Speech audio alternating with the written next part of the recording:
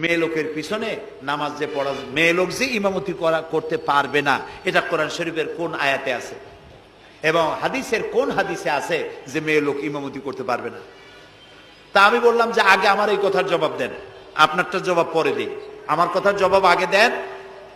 মাগরিবের নামাজ কয় রাকাত পড়ি ফরজ? 3 রাকাত। 4 রাকাত পড়া যাবে না, এটা কোরআন শরীফের কোন আয়াতে আছে, কোন হাদিসে আছে? ফজরের নামাজ ফরজ কয় রাকাত? 3 রাকাত পড়া যাবে না, অথবা 4 রাকাতও পড়া যাবে না, এটা কোন হাদিসে আছে, কোন আয়াতে আছে? কয় যে কোনো জায়গায় নাই।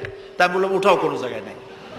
রাসূলুল্লাহ ইবাদতের যে নমুনা দেখিয়েছেন, যেভাবে করেছেন, তিনি 2 রাকাত ফজরের নামাজ 2 রাকাত পড়েছেন, আল্লাহ বলে দিয়েছেন ওইটাই ফরজ, ওর 1 রাকাত বেশি পড়া যাবে না। 3 রাকাত মাগরিব, 1 রাকাত বাড়ানো যাবে না। জোহর সব দিন জোহর পড়ি 4 রাকাত ফরজ, আর জোহরের ওই নামাজটি জুমার দিনে কয় রাকাত পড়ি? 2 রাকাত ফরজ পড়ি। এই কনসেশন কে করলো? না, আল্লাহ করেননি। এই কনসেশন করেছেন মুহাম্মদ রাসূলুল্লাহ সাল্লাল্লাহু আলাইহি ওয়াসাল্লাম। ইবাদত রাসূলুল্লাহ যদি 2 রাকাত পড়েন, 2 রাকাত পড়াই ফরজ। যদি ইবাদতের যে সব নমুনা তিনি দেখাইছেন, তার থেকে ইবাদতের নতুন কোন নমুনা দেখাবার কোনো সুযোগ নাই। মহিলাদের আল্লাহ পাক এই পৃথিবী